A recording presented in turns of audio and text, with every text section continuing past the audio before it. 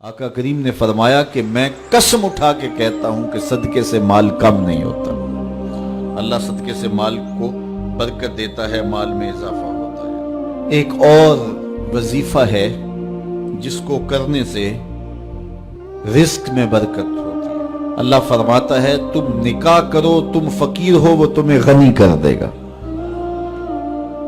लगता यह था कि हम मजीद जिम्मेदारियों के बोझ में दब जाएंगे, लेकिन मेरे रब का वादा है कि वो तुम्हें गनी कर देगा। रिस्क की फराखी और बेहतरी का एक और अमल सूरा तौहा में बयान फरमाया गया। इरशाद फरमाया कि खुद भी नमाज पढ़ और अपने अहले खाना को भी नमाज पे लगा, फिर देख रिज़्क के दरवाजे कैसे खुलते।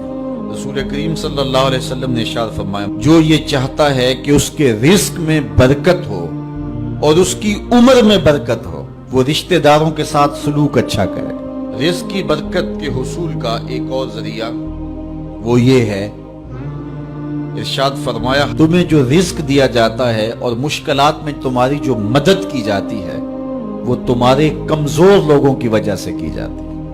मुआशरे के जो कमजोर लोग होते हैं, अपाहज लोग होते हैं या बूढ़े लोग होते हैं, तो इनको कभी नजरअंदाज न किया करो। एक और तरीका दिया गया और वो ये कि अगर तुम चाहो कि तुम्हारे रिस्क में बरकत हो तो इल्म दीन हासिल करने वाले तलबा पर खर्च करो। अपने जुम्मे ले लो कि हम किसी तालिबे इल्म की कफालत अपने जुम्मे लेते हैं। मैं आपको मशवरा देता हूं, अपना एक बेटा राह दीन के लिए वक्फ कर दो, लेकिन किसी वजह से बच्चों का जहन ये नहीं बन रहा तो फिर एक बच्चा अपने जुम्मे ले लें।